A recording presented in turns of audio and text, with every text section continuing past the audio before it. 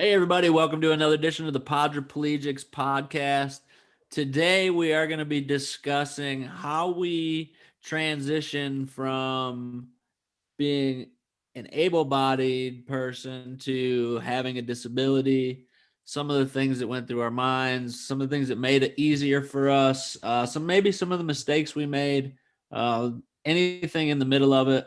Eric is definitely going to be part of this conversation, considering he was born perfect. So he will answer the majority of this discussion.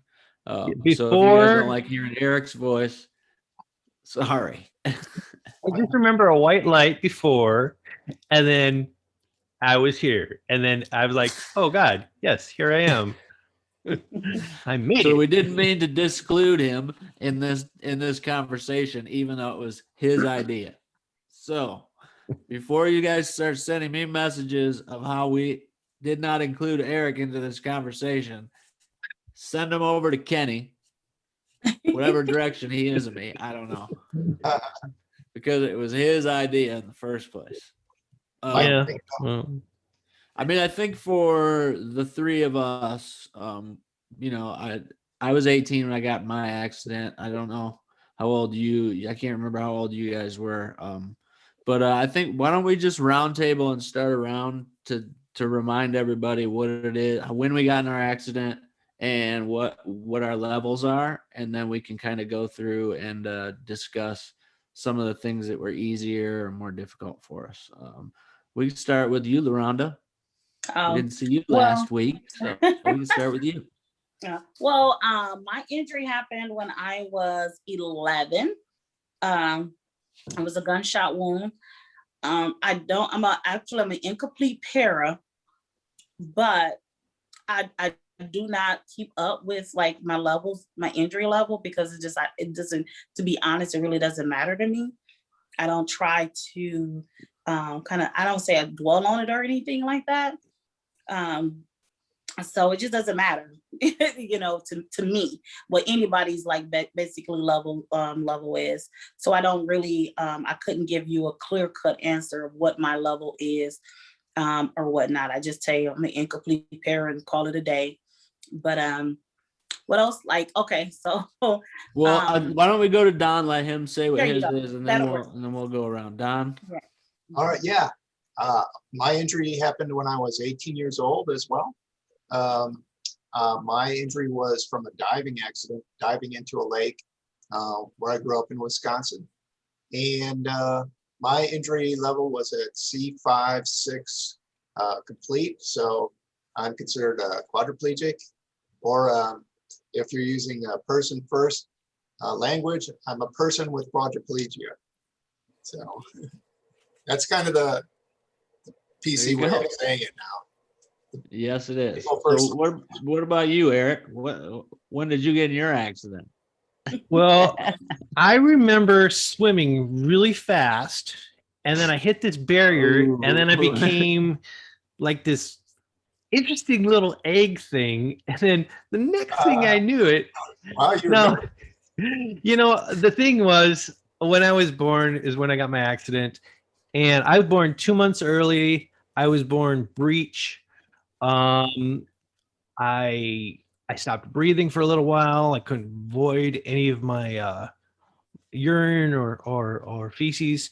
And so I had a bunch of things that weren't working for me. My legs were purple when I was born. So I had a lack of blood flow down there.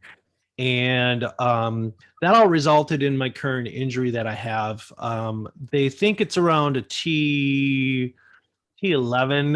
but I mean, really, you can actually see the scar because I'm hypersensitive in that area. So there's like some skin buildup on my back just in that area. It's kind of weird. Let's see it. No. Are you now? Time out. Are you saying that you have a tail? No, I don't have a tail. I do not have a tail. I want to make that very clear. There is no tail. I mean, there would be nothing wrong with you if you, nothing wrong with the but tail. there's no tail. But there is no tail. I'm just letting you know. I will tell you the truth. If I had a tail, I'd give you that. But There's no tail. Okay. All right. Just checking. Yep. Because No. I had follow-up questions if the answer were yes. That's what you did. Sure. There's no Um, extra flap of skin. There's nothing like that. So no. So you said your current level is, I mean, what you're considered as a. Like a T11, T12, I'm a partial para. And the crazy thing about it is from when I was young, I had a lot of spasms, couldn't control my legs. It was really bad. And as I've gotten older, that has mellowed out quite a bit. It's almost like I matured into the perfection of who I am right now. Oh boy. What? Leave that one What? alone. I'm just gonna let that one go. I was hoping people wouldn't say anything, but you know. My feet are off the ground. Yeah. So I think the next portion of the kind of the thing is when you got into your accident, is it something that you realized right away? So is it something that you knew was a complete life-changing event? Laronda? Can I just stop you just for a second, Shawn? Yeah. We sure. didn't hear you. Right. Oh, whoops. Sorry. I'm just saying. My bad. You know, I forgot I know- about it. I was more interested in going around, but okay. All right. I got in my accident when I was 18, crashed my car. I fell asleep driving. And I am a C5, C6 incomplete person with quadriplegia. Very good. You can learn. Wow. Look, I'm all for trying to get rid of my micro and macro aggressions. So I'm trying to get rid of those. So I am a person with quadriplegia. So yes. Okay. But yeah. Anyway, so where was I at? Question. All right. Do you remember what the question was? Something to do with after your. Did you know right away? Yeah. Did you know right away when you were injured or when you woke up from your injury, I guess, for some of us, that your life was going to be different from here on out, I guess. Nope. Well, Laronda? well, for me, I tried to walk several times. It was hard for me to do the kind of for the transition. It was really hard for me because I remember being at Freighter Memorial Hospital in the spinal cord injury unit, and like I will try to get up and walk. Like I fell so much because I was like, my legs felt different. They felt like it was always on fire. And I felt like if I was able to feel this burning sensation constantly, in my legs, that, maybe, if I keep trying, that it would just happen. So it took me a little bit to kind of stop basically trying, because I like every day, you know what I'm saying? I try to stand up and walk like every day. My therapist used to get mad at me and just everything. They had my mom come and sit and talk to me. They had threatened me that they were gonna strap me in the bed, strap me down in the bed because I just kept trying to stand up. So I rejected anything to do with being disabled. I was mean. I was angry. I actually ran away. You ran away? Yep. Wow. I ran away from the hospital. Really? They had everybody out looking for me, but I got lost in the tunnels. If you know Freighter Memorial Hospital, they connect all the hospitals connect.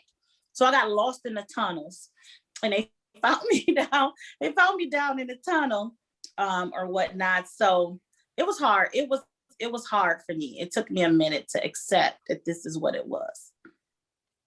So I want to follow up with you while we're talking, your story. You said you were mean and you were angry and you were upset. I think those are very, very valid feelings for people to have in a situation like that. Mm-hmm. And you said you were 11. So that also is an extremely difficult time in your life in general, right?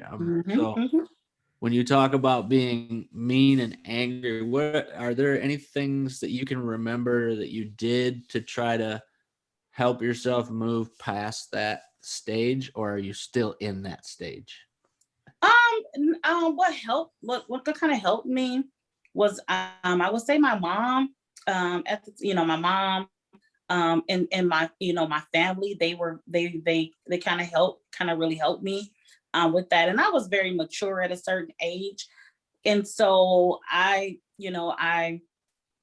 to be honest, this is like one day that I was like, I mean, nothing's gonna hold me back. You know what I'm saying? And I was always the type of person where if you say I couldn't do this or I couldn't do that, I'm gonna prove to you that I could. And then when I kind of it did take me years. It did take me a couple years because I didn't want to go to school. I didn't want to go outside. I didn't want to do any of that. I just wanted to stay in the house. I didn't want to leave out the house. So I was out of school for a while because I refused to go to school, and things of that nature. So it took me years. It took me years to become comfortable with just being, in the chair. And it was because people challenged me too. So it was like a lot of people, had this stigma or had this thing, oh, she can't do anything. I hated people helping me. That was what made me change a lot, because everybody was like over me like a little baby, and just different. And I hated that. I hated it. I hated, having to ask people for help. So I was like, you know what, I'll just work it out myself. And as I started doing that, I think it just became one day, it was like, whatever. So you were able to be comfortable exiting out of your comfort zone. Yep. Mm-hmm. And that's Yep. what And helped you kind of. yeah. And I put myself in a lot of uncomfortable situations. I mean, I had it hard with my disability. You know what I'm saying? Like I had a rough. So I had to learn, you know what I'm saying? I had to learn. So it's like I did, like I said, I had no choice. I was in a lot of uncomfortable situations where I had to make it work. Nice. Mhm. Don, so the same questions would go for you. Do you remember when you woke up from surgeries or when you had your accident, even at the time? Do you remember feeling that your life was going to be completely different? And how did you deal with that? I do. I do remember my accident. Um, I remember diving in and hitting my head on the bottom of the lake, and then suddenly not being able to move. So I was conscious, and so I held my breath. I was floating face down, and just hoping that one of my friends, saw me. And it felt like forever. But luckily, obviously one of them did, and they flipped me over. But I knew immediately what had happened. I had no idea what that meant for my life, the repercussions. I didn't know at that time if it was something that could be fixed or if this was a permanent thing or anything. So I do remember that moment in my life, and probably for the next 30 minutes, the ambulance and them coming to get me out of the water. And then after that, it's quite a blur for maybe the next week or so. I have little spots of memories and things like that, but I'm sure I was pretty heavily medicated and maybe in shock and all that sort of thing. But yeah, I mean, I kind of knew what happened, and I was scared. I prayed to God right there. I was, calling out for, please God, don't let me be paralyzed, that sort of thing. For me, the kind of the worst part, looking back, was that my sister was there when it happened, so she saw it, and so it was pretty traumatic for her. So, but yeah, I mean, that was obviously a turning point in my life.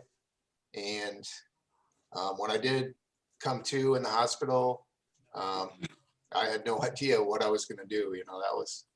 Had some very dark nights there for a long time. And like Laronda said, at first, I really did not want to be babied at all. I wanted to be able to do things, but in my situation, I needed all the help I could get. I couldn't even feed myself at first. So going from a healthy 18-year-old, very athletic person to now requiring somebody to feed me or help me sit up and all those things was very difficult. And that was just the So start. what are some of the, I mean, do you remember any of the processes that you went through, as far as mentally and emotionally to be able to become, I mean, who you are today, which seems to be a very accomplished, comfortable person with quadriplegia? Thank you. Yeah, see, learning. By the way, we're in the members only club, I think. So if you want to say quad, that's okay. Or other things that you've called me. I mean, can we say crip too or not? I mean, is that illegal? We've done that before, maybe not in public, but and books. So, but getting back to the question, it's I guess we've all heard Psych 101, the Kubler-Ross's stages of grieving, and denial, anger, bargaining, depression, acceptance, kind of thing. And I remember going through some of those things. Not all of them, obviously. Everybody deals with it differently, but I definitely remember at first kind of denial. This isn't happening to me. This is kind of a bad dream. I'm going to wake up from it. And when that didn't happen, then I went through the bargaining phase. Please God, let me just move my hands or move whatever it is, and I will be the best person, forever. And those type of things. I don't remember going through an real angry phase, but I mean, that's certainly part of the acceptance process for a lot of people as well. And especially, for some people like myself, who it was my fault, that this happened. So, I was kind of angry at myself for letting it happen. I didn't, I had the guilt of my sister being there and those type of things. So it was a lot. It was dealing with quite a bit. Luckily for me, I had a very supportive family, and I also, a lot of good friends and strong support network. So that was very comforting for me. They were always there for me, and that makes a huge difference when you're trying to get through something like that. So I'll throw it back at you, Shawn. I mean, do you remember the moment? I think I remember your story of laying there looking at a drop of dew on the grass or something like that. You want to? Yeah.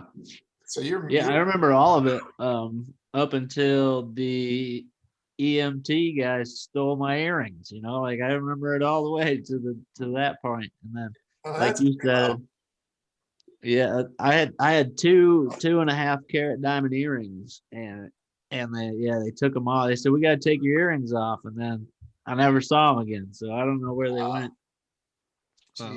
If you're listening, fuck you. I know that's right. But anyways, yeah, I remember trying to move and not being able to, and then I kind of had I had a friend in high school who had a diving accident like yours, and who was paralyzed, who is also a person with quadriplegia. And so I kind of knew then, oh man, I think this is happening to me, because I couldn't really move anything at the time. At the very beginning, I could swing my arms, but I think that really kind of did me more damage than it did me good at that point, because I was kind of waving my arms at nobody. But yeah, I felt a overwhelming sense of like things are going to be different, but you never realize how different, right? And one of the things for me is, through 22 years, there's a lot of peaks and valleys. There's a lot of peaks and valleys when it comes to how I feel about myself and my being disabled and being a quad, those kind of things.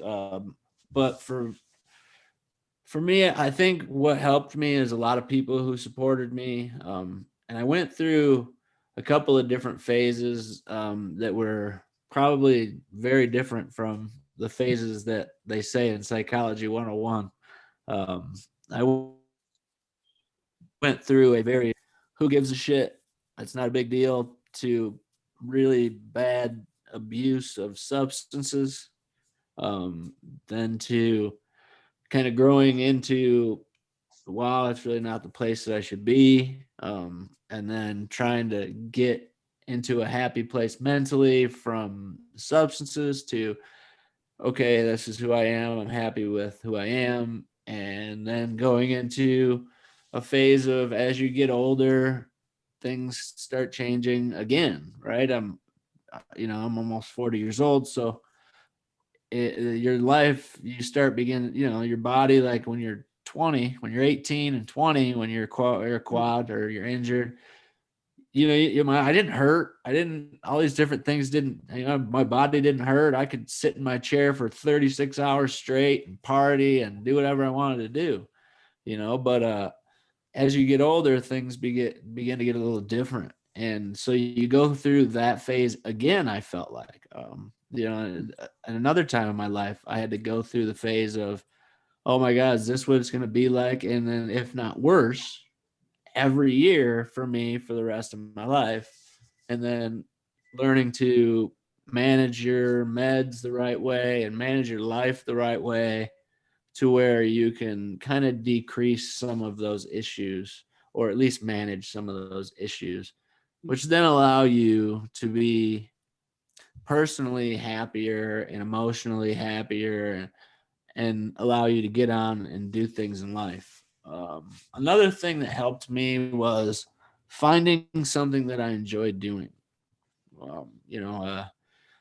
I was in college and all that good stuff and hanging out and partying and doing all that. But once that ended for me, like I was like, oh, I don't know, like what am I gonna do? I mean, I had my business that I started, but I don't like it. I don't like sitting on my computer and typing paperwork to insurance companies all day. Like anybody who tells you they like that, they got problems. I'll tell you that. So I had to find something that I enjoyed, a hobby, something like, for me, it's mixed martial arts. I do a lot with that. So once I found something like that, it allowed me to be part of a community that had nothing to do with a disability, that had nothing to do with anybody who knew me prior to anything other than the day I started in the mixed martial arts world, and allowed me to build personally goals and confidence in a different way, like outside of the confidence that I had built in myself, as it's okay to be in a chair, right? It's okay to be disabled, and it's okay that, I can't, do certain things for myself and all that. Once you get past that, then I valid and I'm peaked again. And so, I don't know, I kind of rambled a little bit there, but I hope that answered what you were looking for. Question for you, Shawn, then, the peaks and valleys that you're talking about, do you think that's with everybody in life, or just Sure. specifically because of your disability?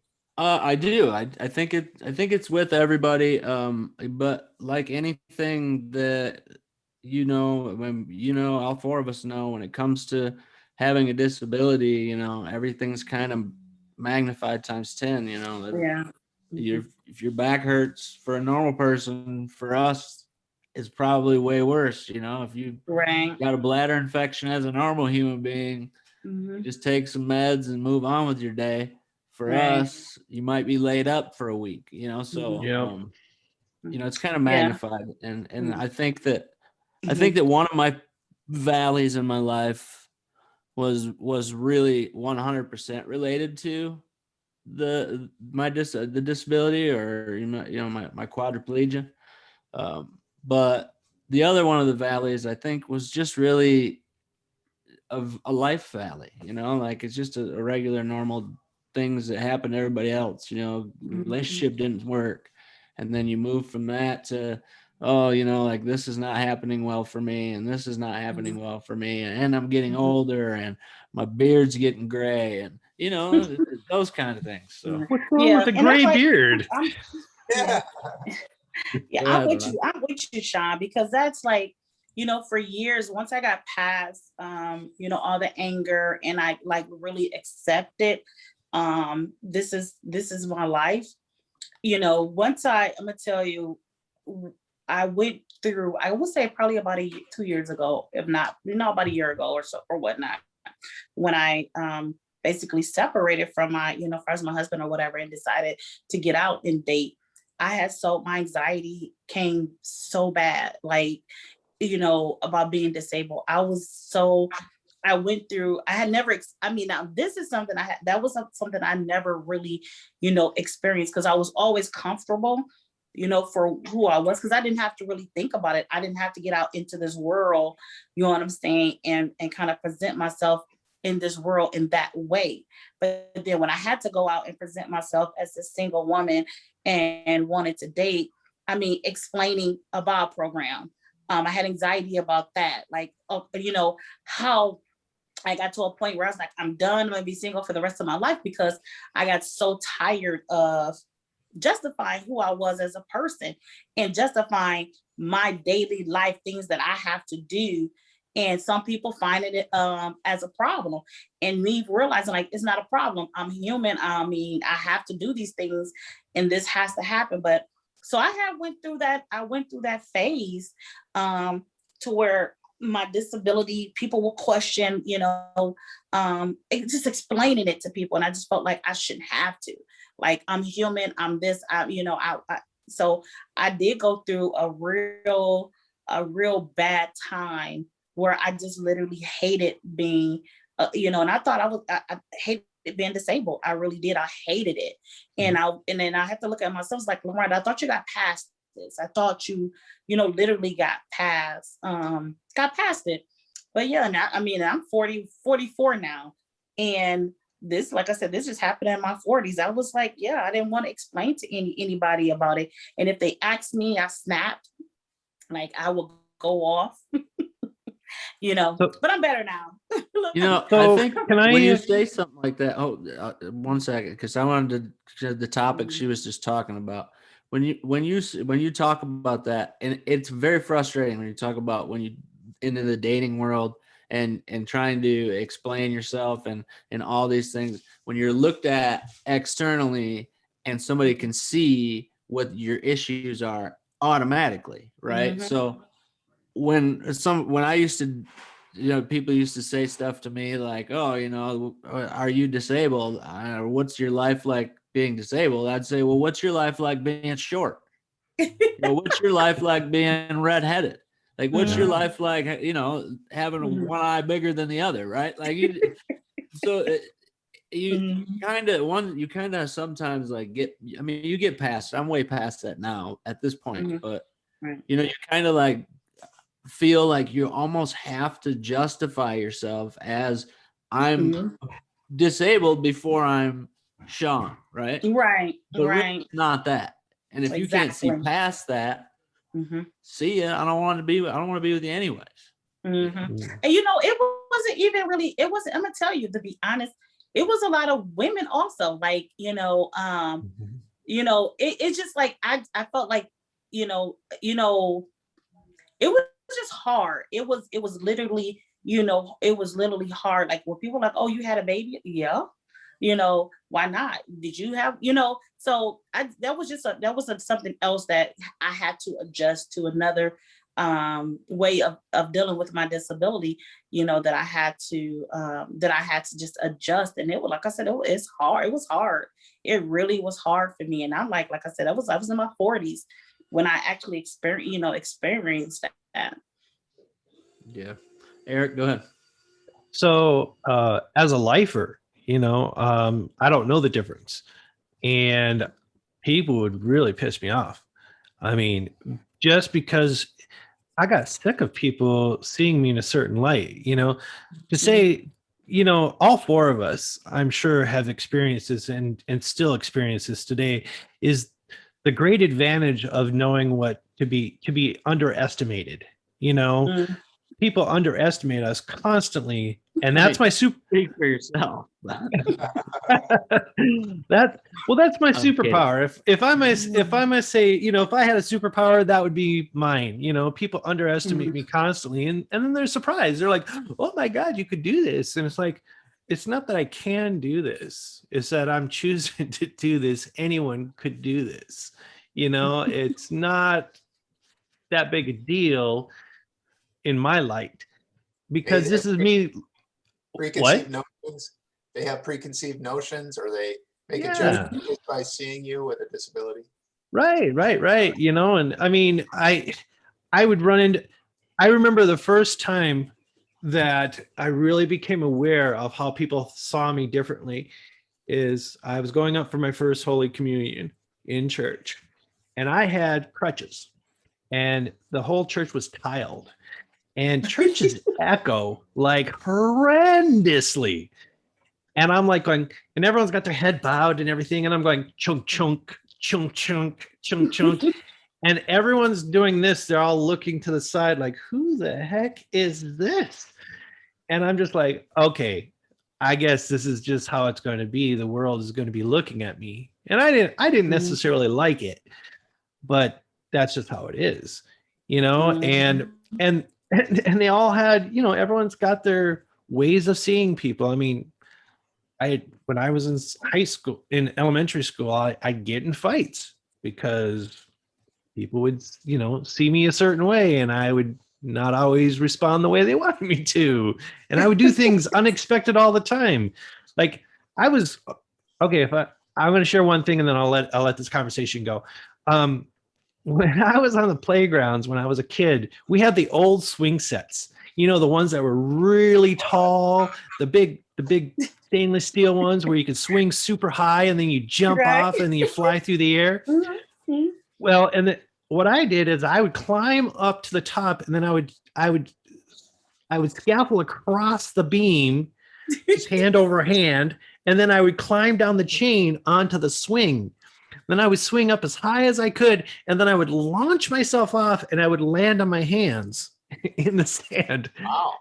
And, obviously the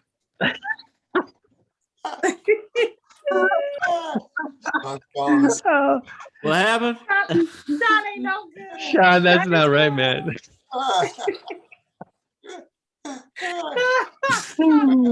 Anyways, the point knew I was that was happening. You You knew that was coming. Fly through the air, landing on his hands. but this is just what I did as a kid, and the point is, people did look at me differently, and I had to deal with it, even though I didn't have a previous experience. Shawn, I'm going to get you back for that, man. Correct. I want to see. Did you beat anybody with your crutches, or your did you ever beat anybody up with those? I almost broke someone's leg one time, hitting him with my crutch. I actually got into a couple fist fights. And let's just put it this way. I didn't, they didn't really go well. Because they basically hit me and ran off, sort of stuff. So, but that's the thing. I mean, when you have a disability, being bullied as a kid is just something that happens, No. People used to tell me, they'll be like, oh, I hit you and you can't catch me. You can't catch me. But I had an aim. Don't let me have a full soda bottle, like a soda can. I would tear the back of your head up. Really? Oh yeah. Oh yeah. I grew up, my cousins didn't, yeah. I had an aim out this world. I used to love it when they always say, oh, you can't catch me. I'd be like, okay, motherfucker, I ain't worried about it. Hit me if you want to. You best to believe a piece of this chair gonna come off. It's not flying. Oh, you guys got a couple extra pieces taped on just in case? Mm-hmm. Oh yeah, all right. I will tear you up. Right. Got him. Yeah. I'm telling you, I should tear somebody up. Hit me if you want to. Bully me if you want to. I'm sorry if I bullied you, Eric. That was mean. Yes, that was funny. Oh my God. Oh God. No, it was just hilarious figured when I out saw you could use these filter things, and I wanted to try it out. that was what- hilarious. What's Yeah, that? no, that's okay. I'll get you back for Anyways, I'm lost now. Right. I'm Bob. Right. All right, I'm Well, I have a frazzled. question. Anyways, Like I said, go I have ahead. a question that I want to ask you guys, like far as like, you know, being disabled and going into the working community. Like, what was your experience with, you know, kind of with that? Because for me, it was hard. I got turned down for so many jobs, and, you know, and I knew it was clearly because I was disabled. I knew I could do the job, but, you know, I knew that it was clearly because of my disability. So how did you guys deal with that? I mean, you especially have a good input onto this question because I mean, you have three things that go against you as far as as far as the work and employment environment goes. You know, I mean, if you look statistically, you're an African American, you're a woman, and you're a person with a disability. So that's difficult. I mean, I can't imagine how difficult that had to have been for you. My experience, you know, I started my own company when I was 19 years old. So I really haven't had to rely on that, you know, thankfully. But as far as with my other stuff, as far as work for mixed martial arts goes, it was very difficult because, you know, when you're sitting in a position to where you're telling people who win a round of very athletic people spin kicking each other in the face, and they say, well, they won, and I say, no, you didn't, and they say, well, what the fuck, how do you know, you know? And it's like, You I can't move. mean, you know, so you have to deal with that, right? You have to be comfortable enough with yourself and what you find as what your expertise or the things you know, right? Don't go Did you- outside your lane, because once you go outside your lane, they're gonna find a reason to not let you in any of the lanes, right? So you stay in it, you figure out where your expertise is, and you go down it, and you work twice as hard as everybody else. You know, I mean, I've watched hours and hours and hours. I mean, I couldn't tell you how many hundreds of hours of people fist fighting each other I have watched. So, you know, I mean, for somebody to tell me that I haven't put my work in is, for me, it's laughable. I laugh at them and say, okay, whatever, man, you can think what you want to think, you know, because I'm comfortable enough in that. Did you have to break it down for them? Did you have to be like, well, when you were throwing this cross jab and that person did a leg sweep and this person, and then you followed up with a crossbar, you know, did you have to break it down and be like, yeah, that was.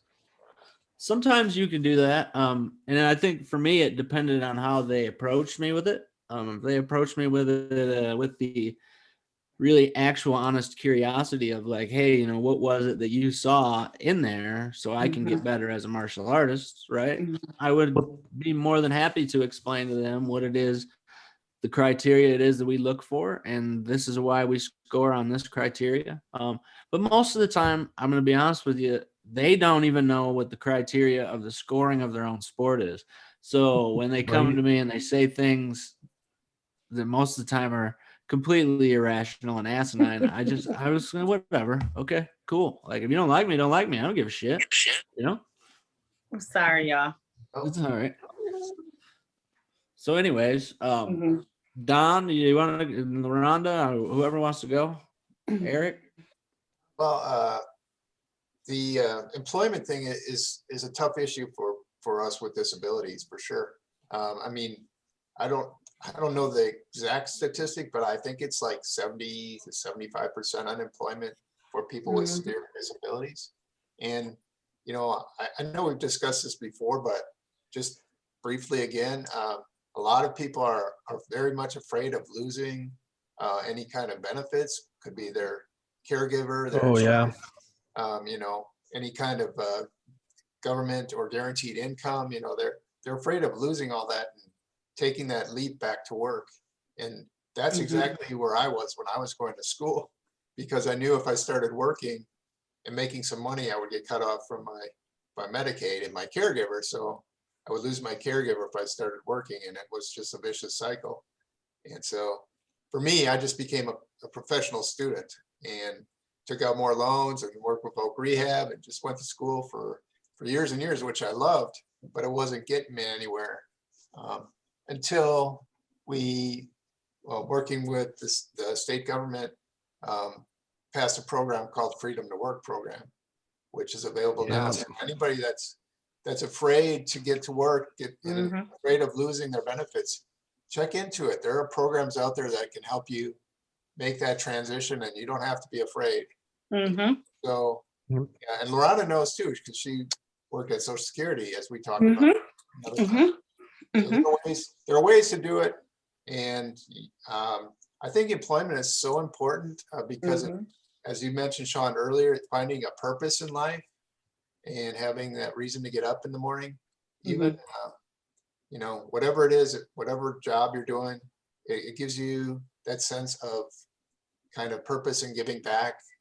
And I remember the first time I paid taxes, I was proud to do it because it meant that I was making money. You know, I was like, well, people complain about paying taxes all the time, and here I am, my first couple paychecks, and I'm giving back. So right. yeah, It gives I'd you like a to sense call of it the pride. 3Ds.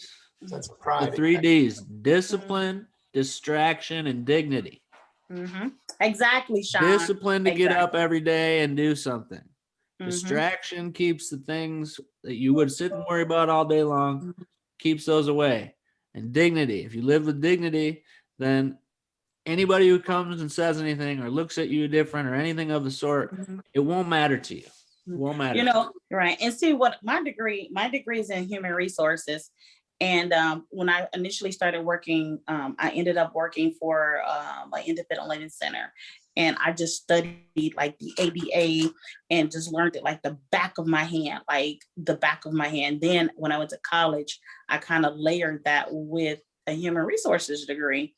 And so my whole thing is that I always felt like, you know, educating, my thing is educating yourself on the laws, because there's a thing called reasonable accommodation.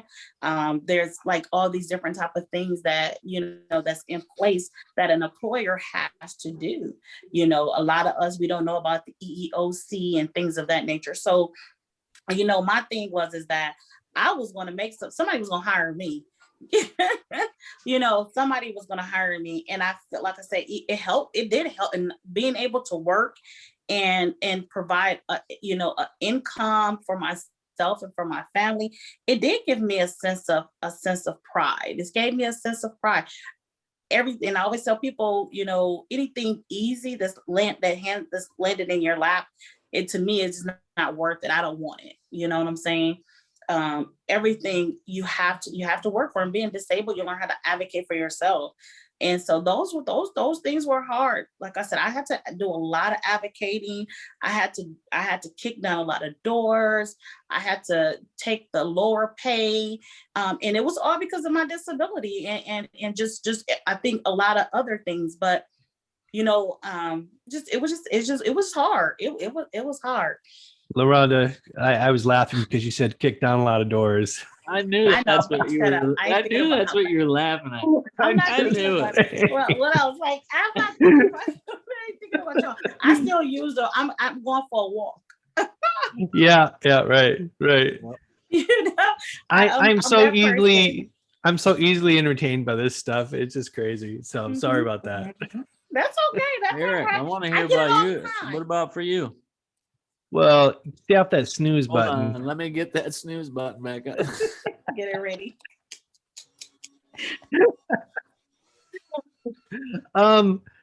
So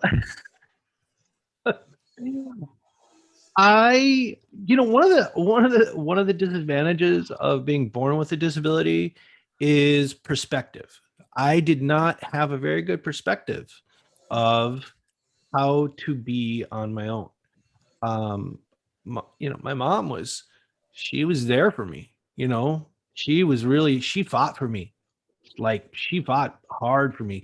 She made sure I was, getting educated. The school didn't necessarily want to do that. She really learned how to push my buttons to get me to do stuff. And I say that with love, I say that with love because she figured out how to get me to challenge myself. Okay. Mm-hmm.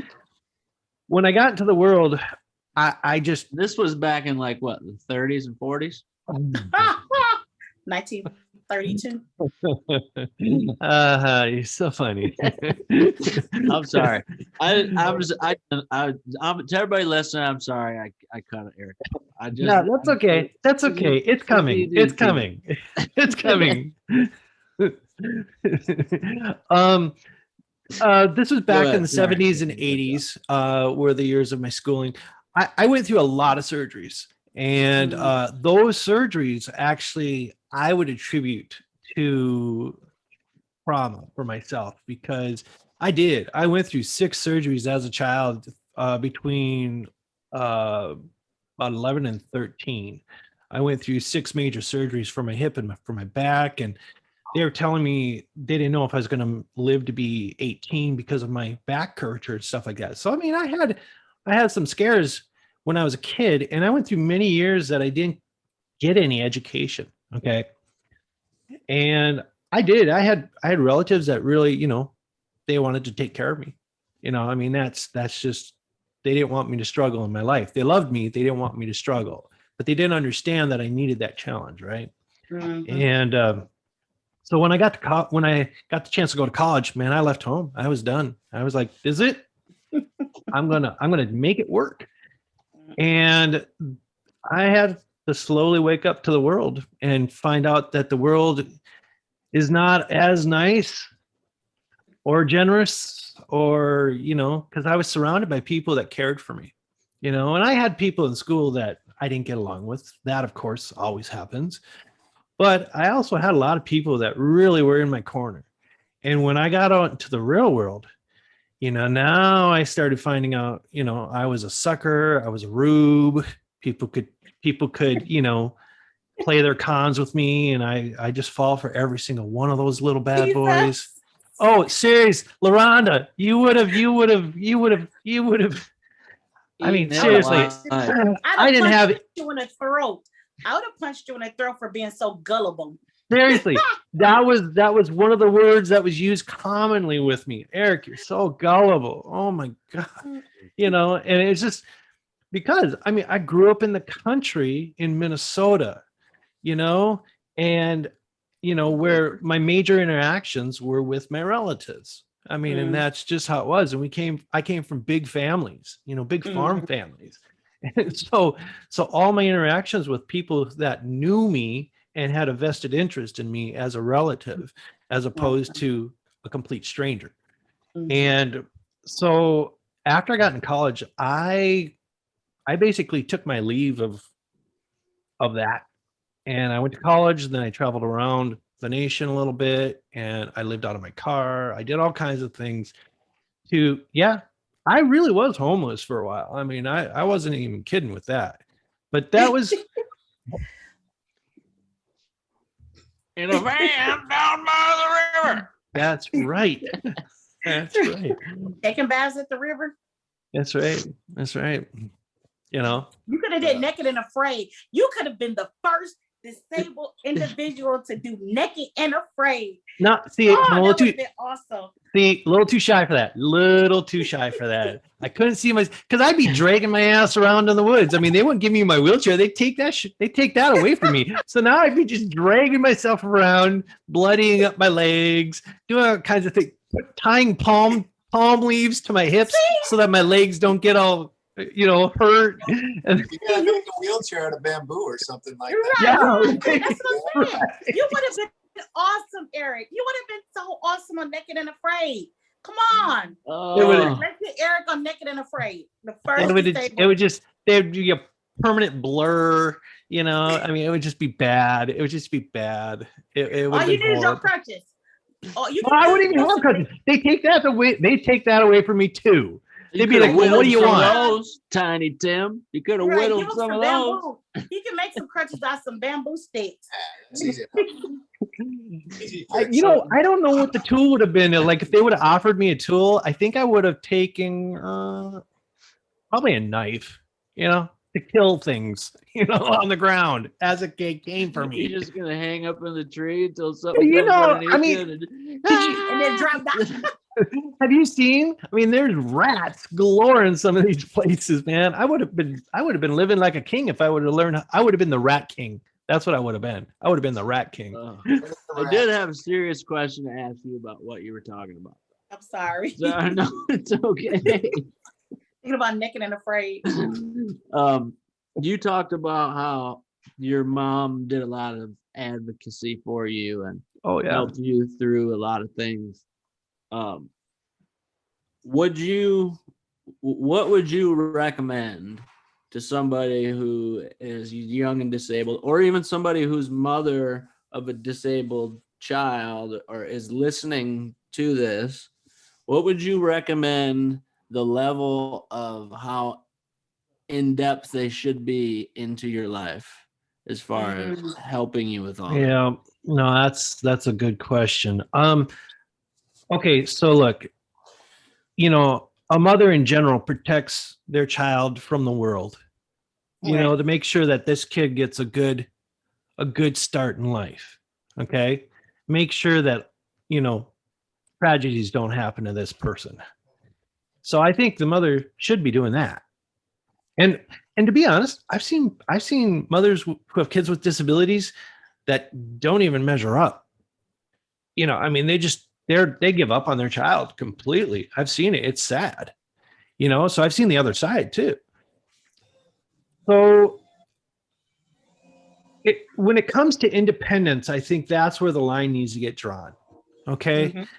The moment that I lose my independence, my ability to make my own decisions, to go off into life because of some constrictive belief from a parental figure, or if the parent feels like they need to lie to you to get you to manipulate you or to control you, okay, that's when you need to stop.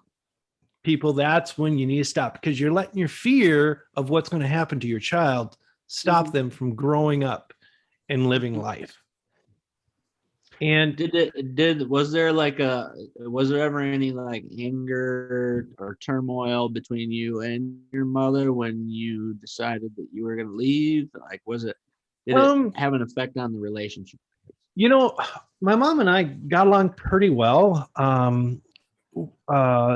I get very stubborn at times. And so when I make up my mind to do something, and it's not always the best decision, I would just do it.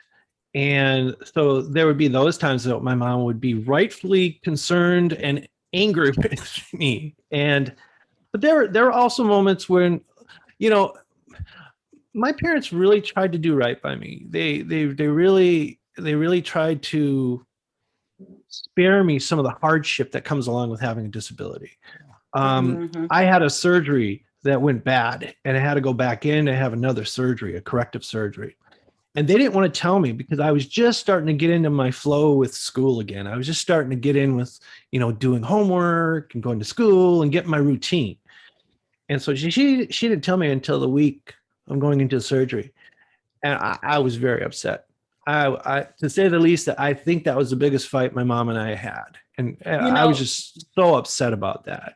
And we resolved it and everything, but she was trying to help me because I was going through so much at the time. I mean, that's 6 surgeries in 3 years is a lot of surgeries, and I almost died.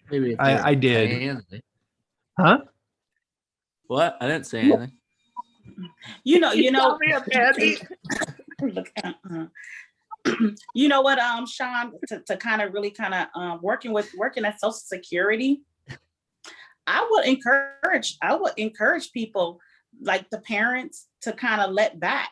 I encourage them when they will come in and they will see me and they will ask, and I will see how they will hover over the child and everything. And I would tell them, I was like, you're doing a disjustice to this child by doing this. They can go to college, they can do so many different type of things. And it like Eric says, like some parents manipulated these kids for this disability will come in for them to get this checked. I have seen people that just would never grow because of the things that the parent instilled in them about their disability and about the outside world. They would never be able to do this. You would never be able to do X, Y, and Z. And all of that came from the parent. All of that came from, from the parent because of the parent's fear of this child going out into this world, which is understandable, but it always did like a disjustice, to the individual, because you're not going to live forever. Your parents are not going to live forever. And, right. Once they pass or, they can become disabled themselves and can't, care for you the way that they used to. And then now you got this 50-year-old disabled individual that still got 10 years to live or, 20 years, 30 years to live that don't know nothing. Well, and I think there's that level, there's that line, and I think, being born with a disability or it actually happening later in life changes a lot of that. And then also I think your personalities as individuals change a lot of that too, and I have a very strong personality mother, and I have a very strong personality myself. So, there's times where is that what it's called? It's called strong personality. Is that what we're calling it? Yeah, that's you can call it whatever you want.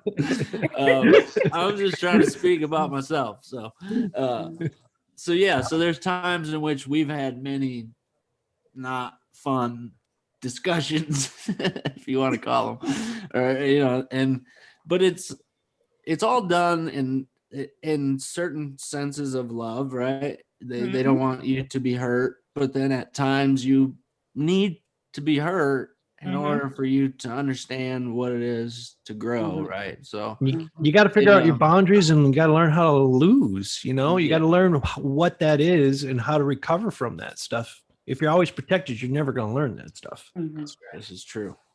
I'm sorry I asked such a deep question late, so late into this. I see Don down there. Don's giving the quad wiggle. Like, my butt hurts. I gotta go. I'm hungry. I gotta move. I'm doing my weight shifts here.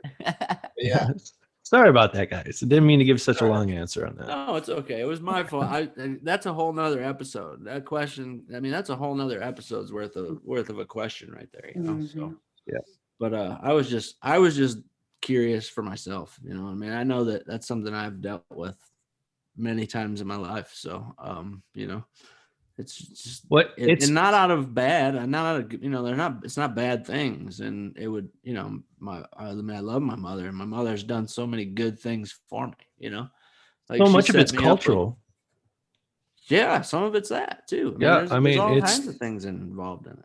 Yeah, there's a lot. It's a very in-depth subject because there's so much societal stuff that's added into this. So, Shawn, is that where you get that good hair from your mom? He's like, yep. So she surely did you justice. I think we should bring your mom in sometime and interview her. She's got a lot to tell, I'm sure. Oh, I can just imagine. That'd be good. I can just imagine. I want to know how many times she wanted to actually pull a belt out and whoop Shawn. Or how many times she did. just whoop him in his chair running around it. Would love to know that one. Did she ever say any statements like, "I'm doing this because I love you"? Maybe. I'm not going to incriminate my mother on the show. I love you, Mom. To all the moms out there that have put up with all of us. I love my mom to death. I mean, she's a wonderful person. So I'm not ever trying to say that. She's a very strong individual, and so am I. And she raised me to be that. And where did gullibility come from? Because I know you was gullible. I don't know what you're talking about. I worked that out of me. Society has beat this out of me. Sure. Well, look, I know we're bordering on right on the hour mark, somewhere around the hour. So, we all need. I think I'm right there with you. I know Don's down there. Probably got food already ordered, sitting on the table. That's why he keeps looking at us. I can smell dinner right now. So. Right. Me Yes. too. Look, me too. Yeah. See, I can tell Don just by his movements when he's ready to get done. So but anyways, I appreciate, like always, the three of you being so open and honest about what it is that we talk about on here. And so thank you for that. Yeah. Thank you, Shawn. Thank you so much. Thank you guys for Mr. Eric Kenning for coming up with our topic today. Right. Sorry, I teased Leave you. your questions, leave your comments. We want to hear from you. Yeah, please Yeah. leave questions, comments, hit like, hit share, hit subscribe, call Eric at 602 something. I'm not helping you. I don't know. He'll insert it in. I promise you. He'll put it on there. No, just watch a previous episode, people. You know what the introductions are. They haven't changed. He'll put it in here somewhere, I'm sure. Right. Probably Oh, not. shout out to Danny Hilton for our new little logo thing. Oh, that Danny logo Hilton. rocks. I love that new logo. That is an awesome logo, man. Danny, thank you very much for your kindness in making this logo. Yes. So Yeah, it's awesome. we appreciate you. And he listens. He's a listener too. So thank you. Well, maybe we need to have him on the show and just see what it's like to be friends with the old Shawn Dallas Hall. I mean, No, you see, Shawn I think we got to do this. Oh, what do you mean? I didn't say anything. I don't know what you're talking about. Danny, if you're listening, he was totally throwing you under the bus, man. Yeah, because I was like, why not? I mean, we'd have to put about 6 or 7 of the parental logo or advisories throughout that episode. But Yeah, I'll smear it with parental advisors all over the place. We'll get big highlighted words. I don't care. Let's get them in here. Right. It could be interesting. I don't know.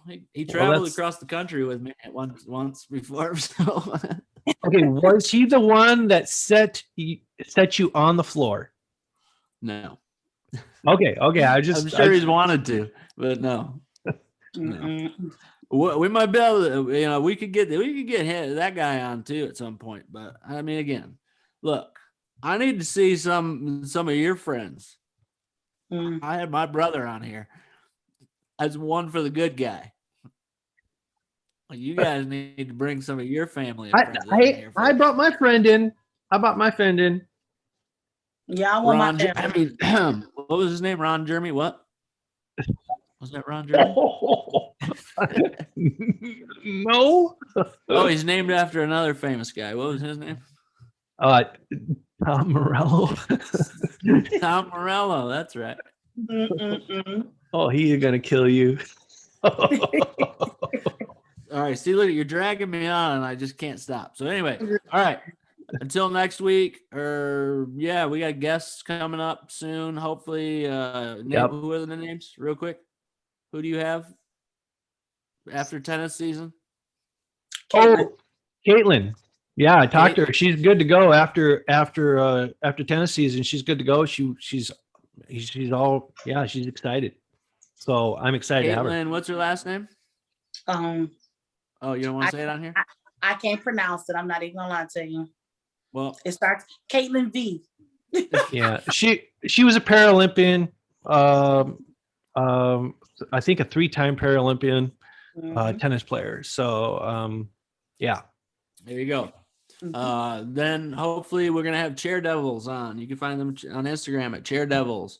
They do super cool artwork, all revolving around people in wheelchairs. So awesome stuff. And then if anybody else, a guest, anybody wants to be a guest, leave us a message, leave us a comment, hit like, hit subscribe.